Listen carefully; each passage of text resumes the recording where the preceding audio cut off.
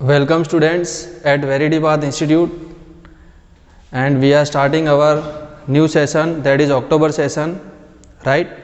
October session में हम 15 से लेकर 30th डेट तक कुछ कंसेप्ट को क्लियर करेंगे, ठीक है।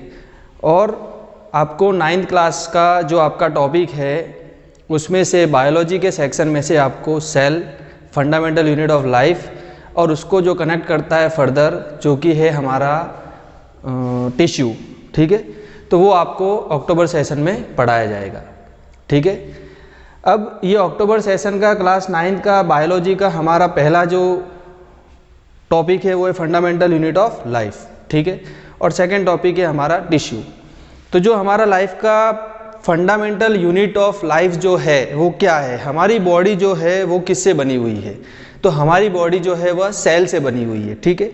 बहुत सारे सेल से उन्होंने मिलकर के टिश्यू बनाए, बहुत सारे टिश्यू ने मिलकर के ऑर्गन्स बनाए और बहुत सारे ऑर्गन्स ने मिलकर के क्या बनाया, एक बॉडी बनाई, ठीक है।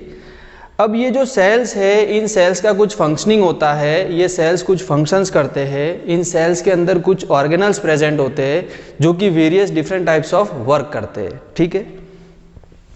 अब हमें प्रैक्टिकली सेल का मतलब क्या, सेल मतलब एक बॉक्स, ठीक है। एक छोटा सा बॉक्स को भी हम सेल बोल सकते हैं, ठीक है। एक जो रूम है उसको भी हम सेल बोल सकते हैं। अगर सेम साइज़ के बहुत सारे रूम आपस में जुड़े हुए हो तो हम बोल सकते हैं कि बहुत सारे सेल जुड़े हुए हैं, ठीक है। बहुत सारे रूम सेम साइज़ के तो हम बोलेंगे सेम साइज़ के सेल है ये, ओके। अब इसको सेल को जो फर्स्ट टाइम जो स्टडी किया जिसने, ठीक है, सेल को, तो वो हम देखेंगे सबसे पहले सेल को स्टडी किसने किया, किसने इमेजिन किया कि भाई सेल है क्या और किस तरीके से इमेजिन किया, ठीक है। तो वो हम देखेंगे, ठीक है।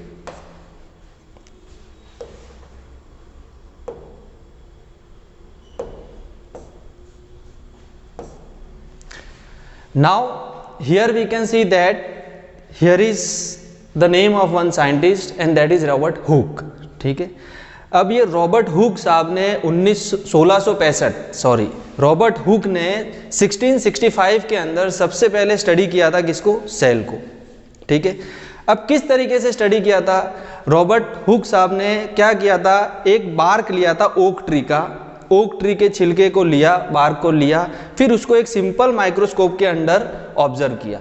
तो जब उन्होंने सिंपल माइक्रोस्कोप के अंदर उसको ऑब्जर्व किया तो उन्होंने देखा कि भाई इसमें तो सेम साइज़ के कॉलम बने हुए, छोटे छोटे रूम हो ऐसे आपस में जुड़े हुए कॉलम बने हुए, ऐसे लगता है कि भाई किसी मंदिर के अंदर बहुत सारे छोटे छोटे रूम बन करके कंबाइन होकर के एक मंदिर बनाया है। तो उन्होंने ये भी कहा कि भाई कोई मोनास्ट्री हो, ठीक है ना, उसमें छोटे छोटे रूम एक जैसे मिल करके मोनास्ट्री बनाई, ठीक है। फिर उन्होंने ये भी विजुअलाइज किया कि भाई हनीकॉम्ब के जैसा लग रहा है, ये तो भाई मधुमक्खी के छत्ते में जो कॉलम दिखते हैं, हमें छोटे छोटे सेल दिखते हैं, वैसा दिख रहा है, हनीकॉम्ब जैसा दिख रहा है। तो सबसे पहले सेल को जिसने स्टडी किया था वो किया था रॉबर्ट हुक ने, ठीक है, ये हमें पता होना चाहिए। और रॉबर्ट हुक ने सेल को स्टडी कब किया था, वो किया था 1665 में, ठीक है। 1665 में सेल को रॉबर्ट हुक ने फर्स्ट टाइम सबसे पहले स्टडी किया था, ठीक है। अब जब सेल को स्टडी किया था तो कैसे स्टडी किया था, उन्होंने एक ओक ट्री का बार्क लिया था, उस बार्क को उन्होंने एक सिंपल माइक्रोस्कोप के अंदर ऑब्जर्व किया था। उनके ऑब्जर्वेशन में उन्होंने यह पाया कि भाई ये जो बार्क है इसमें मुझे छोटे छोटे सेल दिख रहे हैं, मतलब छोटे छोटे कॉलम दिख रहे हैं जो सेम साइज़ के, जो मुझे एक हनीकॉम्ब जैसा विजुअलाइजेशन करा रहे हैं कि भाई ये कोई हनीकॉम्ब हो, या मुझे ये कुछ ऐसा विजुअलाइजेशन करा रहे हैं कि कोई मोनास्ट्री के अंदर छोटे छोटे सेम साइज़ के रूम है और वो मोनास्ट्री मुझे ऊपर से ऐसी लग रही है जिसमें बहुत सारे कॉलम्स बने हुए। तो इन्होंने इस तरीके से सेल को कुछ ऑब्जर्व किया था, ठीक है। फिर उसके बाद में क्या हुआ, उसके बाद में फर्दर कई साइंटिस्ट आए, ठीक है, जिन्होंने सेल को और ज़्यादा ऑब्जर्व किया और अच्छे माइक्रोस्कोप बने और ज़्यादा सेल का ऑब्जर्वेशन हुआ अच्छे माइक्रोस्कोप से, ठीक है। प्लांट सेल को ऑब्जर्व किया गया, एनिमल सेल को ऑब्जर्व किया गया, ठीक है। तो अब हम आगे की स्लाइड में यह चेक करते हैं कि प्लांट सेल और एनिमल सेल दिखता कैसा है, अंडरस्टूड। अब हमारे सामने दो पिक्चर्स है, ठीक है, प्लांट सेल और एनिमल सेल। जो प्लांट सेल है वो प्लांट सेल का कुछ रोल होता है प्लांट के अंदर, उन प्लांट सेल्स के अंदर कुछ ऑर्गेनल्स होते हैं। ऑर्गेनल्स का मतलब ये होता है कि भाई छोटी छोटी बहुत माइन्यूट बॉडी, बहुत ज़्यादा minute body, even the cell is not we can't see cell with our naked eyes, right.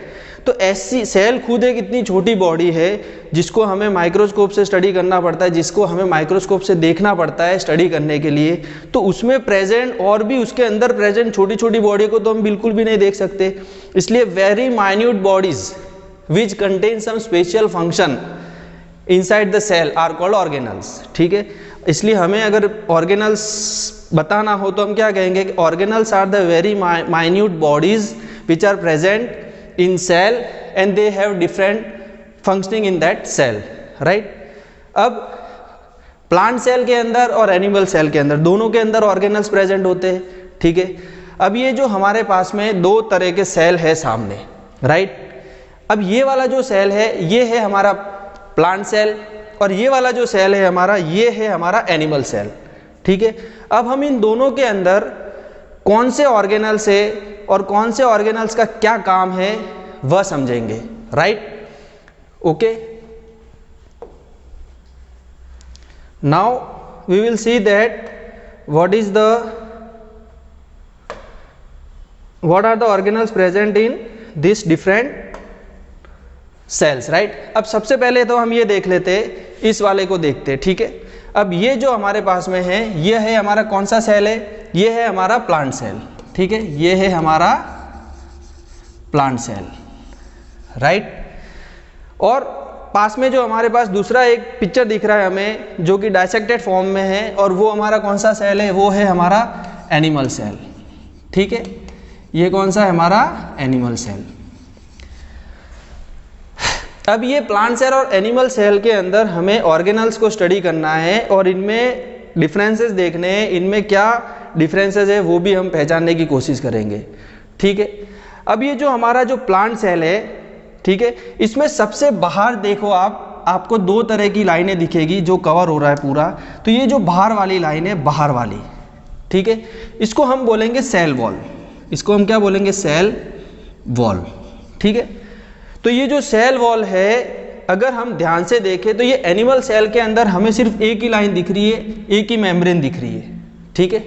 लेकिन हमें प्लांट सेल में एक अंदर की तरफ मेम्ब्रेन दिख रही है और एक हमें बाहर की तरफ मेम्ब्रेन दिख रही है।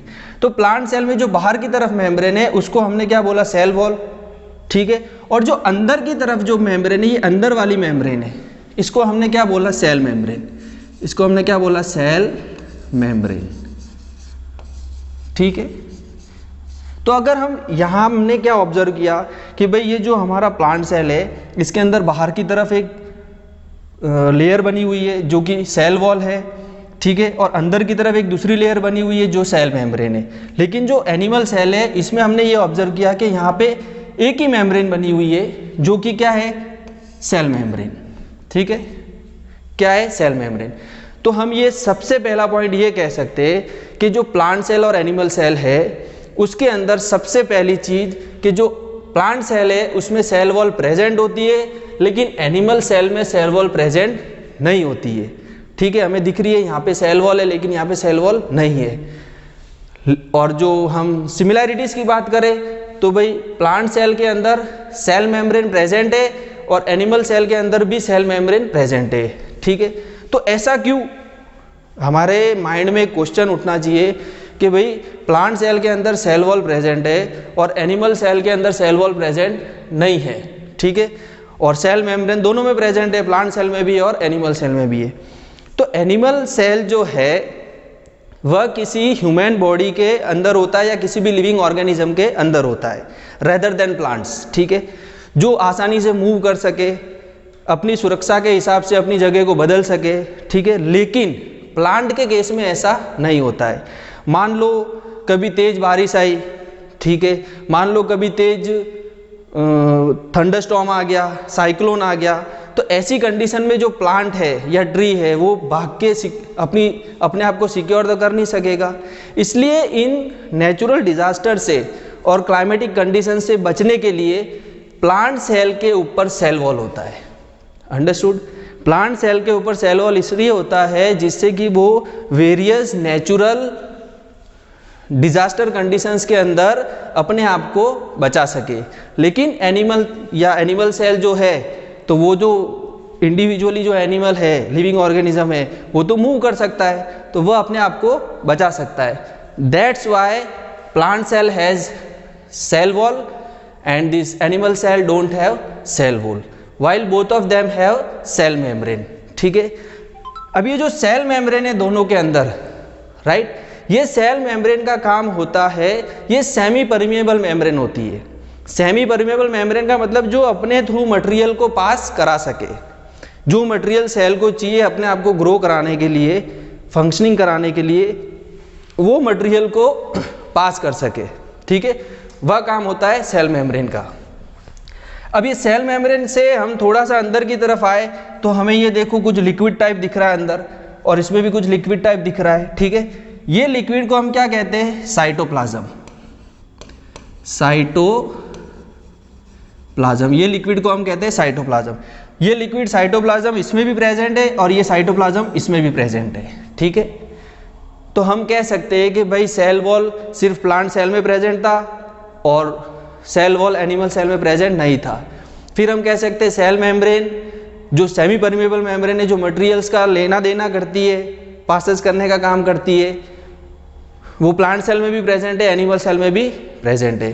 फिर हमने कहा कि उन दोनों में एक लिक्विड प्रेजेंट है, ठीक है, जो कि ऑर्गेनल्स को अंदर फ्लोट कराता है, ऑर्गेनल्स को अंदर रखता है, वो क्या है? साइटोप्लाज्म है। ठीक है, अब हम तीसरी चीज देखते हैं, ये जो सेंटर में यहाँ पे इसमें देखो, ये आपको जो दिख रहा है डाइसेक्टेड फॉर्म में, ये क्या है? ठीक है, तो ये जो है, ये दोनों में this part of this plant cell and this part of this animal cell, this both have what is these organelles called? These organelles are called what? Nucleus. These organelles are called what? Nucleus. ठीक है, अब ये जो दो organelles हमें दिख रहे हैं, ये दोनों क्या है? न्यूक्लियस है। ठीक है, अब ये न्यूक्लियस कुछ ऐसा काम करता है, मान लो स्कूल के अंदर प्रिंसिपल का काम क्या होता है? जितने भी टीचर स्कूल में प्रेजेंट है उनको कंट्रोल करना, उनको ये बोलना कि आप ये क्लास में चले जाओ, ये क्लास में चले जाओ, ये सब्जेक्ट पढ़ाओ, ये लेक्चर लो। वही काम सेल के अंदर न्यूक्लियस का होता है। ठीक है, तो न्यूक्लियस जो है, nucleus is a controller of all the organelles. Okay, what is the role of nucleus? Nucleus controls all the organelles for various functioning in cytoplasm. Understood? अभी जो न्यूक्लियस है, इसके अंदर ये जो आपको सेंटर में दिख रहा है छोटा सा, ठीक है, यहाँ पे भी सेंटर में दिख रहा है छोटा सा, ये क्या है? न्यूक्लियोलस है। क्या है? न्यूक्लियोलस। ठीक है, न्यूक्लियोलस। अंडरस्टूड? अब ये न्यूक्लियोलस जो है, उसमें जो न्यूक्लियोलस है, उसका काम होता है जेनेटिक मटेरियल को ट्रांसफर करना। ठीक है, जेनेटिक मटेरियल को ट्रांसफर करना। एक चीज हम देखेंगे, ठीक है, एक चीज हम देखेंगे कि भाई जो न्यूक्लियस है, जो जेनेटिक मटेरियल ट्रांसफर कर रहा है, तो वो किस तरीके से कर रहा है, या क्या है ऐसा जो भाई जेनेटिक मटेरियल ट्रांसफर कर रहा है। तो न्यूक्लियस के अंदर प्रेजेंट होते हैं छोटे छोटे जीन्स। ठीक है, वो छोटे छोटे जो जीन्स होते हैं वो बने हुए होते हैं डीएनए से। ठीक है, डीएनए मिलकर के बनाया जीन्स। ठीक है, जीन्स कुछ थ्रेड लाइक स्ट्रक्चर होता है, ऐसा थ्रेड लाइक स्ट्रक्चर होता है उनका जीन्स का। उन जीन्स ने, ठीक है, वो जीन्स किससे बने? डीएनए से बने। वो डीएनए ने जीन्स बनाया, फिर जीन्स ने क्या बनाया? क्रोमोसोम्स बनाए। ठीक है, फिर वो क्रोमोसोम्स ने क्या किया? उन क्रोमोसोम्स ने मिलकर के क्या बनाया? वो क्रोमोसोम्स फिर ट्रांसफर हुए in the form of genetic material. ठीक है, जिन्होंने क्या ट्रांसफर किया? कैरेक्टरिस्टिक ट्रांसफर किए। ठीक है, और सिमिलैरिटीज, कुछ सिमिलैरिटीज मदर फादर की ट्रांसफर करी। ठीक है, तो जो हमारा न्यूक्लियस है, that is responsible to carry genetic material and that genetic material is transfer from with the help of this nucleus, okay, to the offspring. अपनी ऑफस्प्रिंग में ट्रांसफर करने के लिए ये करता है, न्यूक्लियस कैरी करता है। ठीक है, जीन्स को, स्पेशली जीन्स को। अब ये न्यूक्लियस के बारे में हमने पढ़ा। ठीक ठीक है। ये न्यूक्लियस के ऊपर आपको ये जो दिख रही है मेम्ब्रेन, ठीक है, ये जो मेम्ब्रेन दिख रही है ये क्या है, ये है आपकी न्यूक्लियर मेम्ब्रेन। क्या है, ये है आपकी न्यूक्लियर मेम्ब्रेन, ये है आपकी न्यूक्लियर मेम्ब्रेन, ठीक है। ये क्या है आपकी न्यूक्लियर मेम्ब्रेन, न्यूक्लियर मेम्ब्रेन, ठीक है भाई। न्यूक्लियस के अंदर न्यूक्लियोलस था, न्यूक्लियस के अंदर न्यूक्लियोलस था। न्यूक्लियोलस का काम था जेनेटिक मटेरियल को कैरी करना, स्पेशली जीन्स, ठीक है। अब ये न्यूक्लियस जो है वो एक परत से चढ़ा हुआ था, जिसे हमने क्या बोला, उस मेम्ब्रेन को न्यूक्लियर मेम्ब्रेन बोला, ठीक है। अब ये जो न्यूक्लियस है वो सराउंडेड है, आपको दिख रहा है कुछ उसके सराउंडिंग में, आपको कुछ ऐसा दिख रहा है ये गोल गोल टाइप, ठीक है। यहाँ पे भी आपको सराउंडिंग में कुछ गोल गोल टाइप दिख रहा है, ठीक है। तो ये जो है इसे हम जो है इसे कहते हैं, ये वाला जो पार्ट है, ठीक है, इसे हम कहते हैं रफ एंडोप्लाज्मिक रेटिकुलम, ठीक है। ये जो है इसे हम क्या कहते हैं, rough endoplasmic reticulum, rough endoplasmic reticulum, ठीक है। ये रफ एंडोप्लाज्मिक रेटिकुलम का काम होता है प्रोटीन बनाने का, ठीक है। क्या काम होता है, प्रोटीन बनाने का। ये रफ एंडोप्लाज्मिक रेटिकुलम, ये छोटे छोटे जो पोर्स दिख रहे हैं आपको ब्लैक ब्लैक कलर के, यहाँ से ये प्रोटीन जनरेट करके और वैक्यूल में दे देता है, ठीक है। साइटोप्लाज्म में लिक्विड में भी देता है, लेकिन वो वैक्यूल में भी चला जाता है, ठीक है। अब ये जो रफ एंडोप्लाज्मिक रेटिकुलम है, इसका काम होता है प्रोटीन बनाने का। और इसके पीछे आपको ये दूसरा अलग से पार्ट दिख रहा है, ये है स्मूथ एंडोप्लाज्मिक रेटिकुलम, ठीक है, स्मूथ एंडोप्लाज्मिक रेटिकुलम, ठीक है। अब यहाँ पे भी देख लेते हैं हम इसी तरीके से। तो ये जो है हमारा ये वाला पोर्शन क्या है, रफ एंडोप्लाज्मिक रेटिकुलम, ठीक है। और ये वाला जो पोर्शन है ये है स्मूथ एंडोप्लाज्मिक रेटिकुलम, ठीक है। अब ये जो रफ एंडोप्लाज्मिक रेटिकुलम है, इसका काम क्या है, इसका काम है प्रोटीन बनाने का, ठीक है। इसका काम क्या है, इसका काम है प्रोटीन बनाने का, अंडरस्टूड। अब ये रफ एंडोप्लाज्मिक रेटिकुलम क्या बना रहा है, प्रोटीन बना रहा है, ठीक है, ठीक है। और इसके अंदर क्या प्रेजेंट है, इसके अंदर प्रेजेंट है राइबोसोम्स। इसके अंदर क्या प्रेजेंट है, इसके अंदर प्रेजेंट है राइबोसोम्स। वह राइबोसोम छोटे छोटे पोर्स है, ठीक है। वह राइबोसोम्स क्या है, छोटे छोटे पोर्स है, जो कि क्या कर रहे हैं, जो कि वहां से प्रोटीन को बाहर निकालने की कोशिश कर रहे हैं, ठीक है, जो कि प्रोटीन को बाहर निकालने की कोशिश कर रहे हैं। अब ये जो हमारे पास में छोटे छोटे पोर्स प्रेजेंट होंगे यहाँ पे, ठीक है, छोटे छोटे ये जो ब्लैक कलर के यहाँ भी पोर्स दिख रहे हैं हमें, इसे हम क्या कहेंगे, राइबोसोम्स। इन राइबोसोम्स का काम क्या होगा, इन राइबोसोम्स का काम होगा जो प्रोटीन, इन राइबोसोम्स का काम होगा कि भाई जो endoplasmic reticulum, rough endoplasmic reticulum protein बनाने की प्रक्रिया कर रहा है, उसको बाहर भेजने का काम कौन कर रहा है, राइबोसोम्स कर रहा है, ठीक है। उसे बाहर भेजने का काम कौन कर रहा है, राइबोसोम्स कर रहा है, ठीक है। अब क्या है और देखते हैं हमारे पास में क्या क्या चीज़ें हैं, ठीक है। देखो अब ये जो स्मूथ एंडोप्लाज्मिक रेटिकुलम है, ठीक है, रफ एंडोप्लाज्मिक रेटिकुलम के साथ साथ हमारे पास में क्या स्मूथ एंडोप्लाज्मिक रेटिकुलम है, ठीक है। अब ये स्मूथ एंडोप्लाज्मिक जो रेटिकुलम है, स्मूथ एंडोप्लाज्मिक रेटिकुलम, ये अदर वाइटल एक्टिविटीज़ का काम करता है, ठीक है। सेल के अंदर दूसरी वाइटल एक्टिविटीज़ का काम करता है, जैसे हार्मोन्स, जो टेस्टिस हार्मोन सिक्रेट करते हैं उसको कराने का, जो हमारे स्किन ग्लैंड ऑयल सिक्रेट करते हैं उसको कराने का, इस तरीके के कुछ एक्टिविटीज़ को कराने का स्मूथ एंडोप्लाज्मिक रेटिकुलम काम करता है, ठीक है। ये हमारा स्मूथ एंडोप्लाज्मिक रेटिकुलम है, ठीक है। और ये हमारा रफ एंडोप्लाज्मिक रेटिकुलम है, जो कि प्रोटीन बना रहा है और राइबोसोम की मदद से साइटोप्लाज्म में दे रहा है, ठीक है। उसके बाद में हमें कुछ ये ब्लू कलर की चीज़ दिख रही है, ठीक है। ये ब्लू कलर की जो चीज़ है इसमें प्लांट सेल में, इसको हम बोलेंगे गोल्गी बॉडी। इसको हम क्या बोलेंगे, गोल्गी बॉडी, और इसको आप गोल्गी अपैरेटस भी बोल सकते हो, गोल्गी अपैरेटस, ठीक है। ये क्या है, गोल्गी बॉडी है। और यहाँ पे भी एनिमल सेल में हमारे पास में गोल्गी बॉडी है, ठीक है, गोल्गी बॉडी या फिर गोल्गी अपैरेटस, ठीक है, गोल्गी बॉडी या गोल्गी अपैरेटस। अब ये गोल्गी बॉडी या गोल्गी अपैरेटस का काम क्या है, ठीक है, ये गोल्गी बॉडी या गोल्गी अपैरेटस है, ये प्रोटीन को सीक्रेट कराने का काम करती है, ठीक है, क्या करती है, प्रोटीन सिक्रीशन का काम करती है, PROTEIN, ठीक है, प्रोटीन को क्या कराने का काम करती है, प्रोटीन को सिक्रेट कराने का, सिक्रीशन का, प्रोटीन सिक्रीशन का काम करती है, ठीक है। अब ये हमारे यहाँ पे ये एनिमल सेल में गोल्गी बॉडी प्रेजेंट है और इसका काम क्या है, इसका काम है प्रोटीन सिक्रीशन कराने का, ठीक है, प्रोटीन सिक्रीशन कराने का, ठीक है।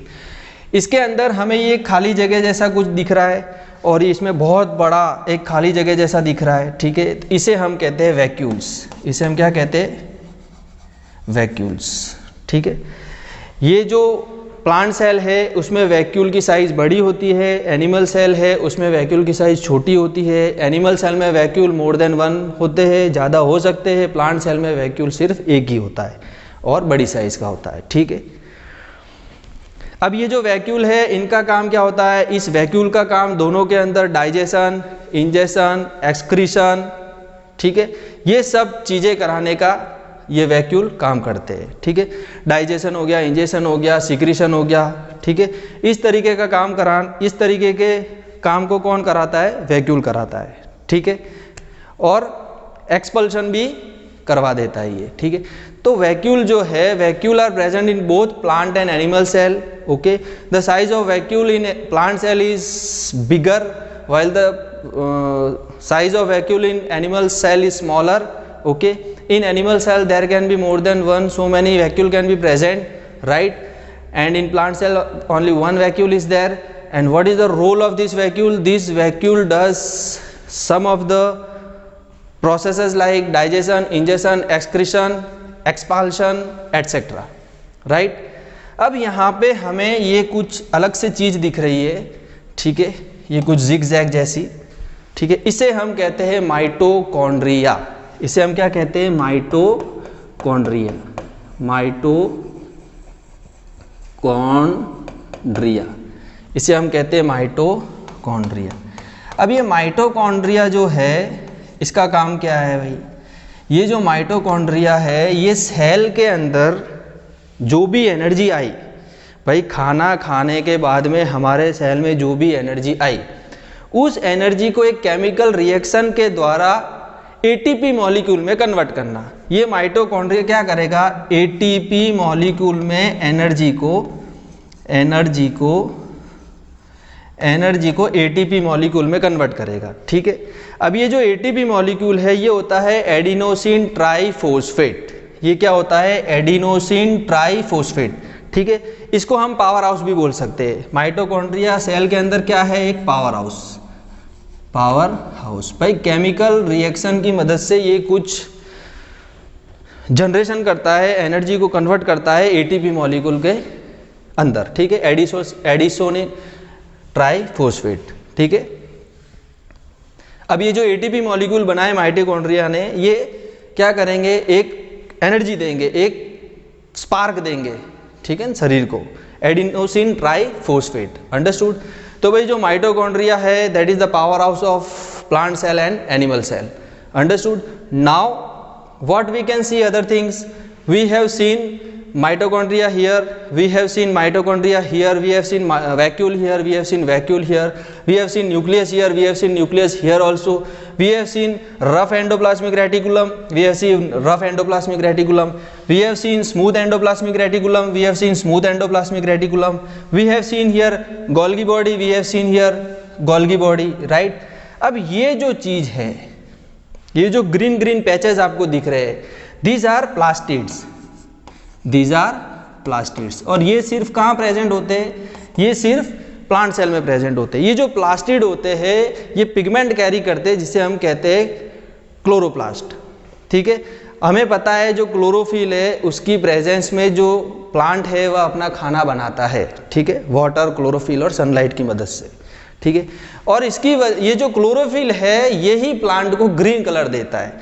ये जो प्लास्टिड है, ठीक है, ये जो प्लास्टिड जो कैरी कर रहे हैं क्लोरोप्लास्ट को, वही प्लांट को क्या दे रहे हैं, ग्रीन कलर दे रहे हैं। ठीक है, ओके। तो so this are plastid and plastids are absence in animal cell. Animal cell में प्लास्टिड नहीं होता है। ठीक है, तो ये कुछ चीज़ें थी, कुछ ऑर्गेनल्स थे जो हमने प्लांट सेल और एनिमल सेल में स्टडी किए। अब इन ऑर्गेनल्स को हम वन बाय वन एक एक करके अच्छे से समझेंगे। ठीक है, हमने अभी तक क्या देखा कि भाई सबसे पहले हमने ये देखा कि भाई फंडामेंटल यूनिट ऑफ लाइफ क्या होता है। तो भाई फंडामेंटल यूनिट ऑफ लाइफ होता है सेल। ठीक है, जो सेल है वहाँ से किसी भी जीवन की उत्पत्ति होती है। ठीक है, कोई भी लाइफ प्रोड्यूस होती है तो एक सेल से प्रोड्यूस होती है, सेल से बनती है। ठीक है, सेल बना, फिर सेल को सबसे पहले स्टडी किसने किया, सेल को सबसे पहले स्टडी किया था रॉबर्ट हुक ने। ठीक है, कब स्टडी किया था, 1665 में स्टडी किया था। ठीक है, उसके बाद में कैसे स्टडी किया था, उसने एक सादे से सिंपल से माइक्रोस्कोप से स्टडी किया था। किस चीज़ पे स्टडी किया था, उसने एक बार्क लिया था ओक ट्री का, उसको चेक किया था माइक्रोस्कोप में, ऑब्जर्व किया था। क्या दिखा उसे हनीकॉम लाइक स्ट्रक्चर दिखा। ठीक है, उसके बाद में हमने दो तरह के सेल देखे, प्लांट सेल और एनिमल सेल। ठीक है, प्लांट सेल के ऑर्गेनल्स के बारे में हमने बात करी, एनिमल सेल्स के ऑर्गेनल्स के बारे में बात करी। ठीक है, इन दोनों में बहुत सारी सिमिलैरिटीज़ भी थी ऑर्गेनल्स में और कुछ डिसिमिलैरिटीज़ भी थी। ठीक है, जैसे कि प्लांट सेल के अंदर सेल वॉल प्रेजेंट था, एनिमल सेल के अंदर सेल वॉल प्रेजेंट नहीं था। ठीक है, प्लांट सेल के अंदर प्लास्टिड थे, ठीक है, जो क्लोरोप्लास्ट कैरी करते, एनिमल सेल में प्लास्टिड नहीं थे। तो कुछ डिसिमिलैरिटी भी देखी और सिमिलैरिटी भी देखी। तो अब आगे हम ये सारे जो ऑर्गेनल्स है सेल के हमारे, ठीक है, वो क्या फंक्शन करते हैं, कैसे काम करते हैं, उसको अच्छे से डेप्थ में पढ़ेंगे एक एक ऑर्गेनल्स को। ठीक है, and we will continue our next session in next lecture. Okay, best of luck.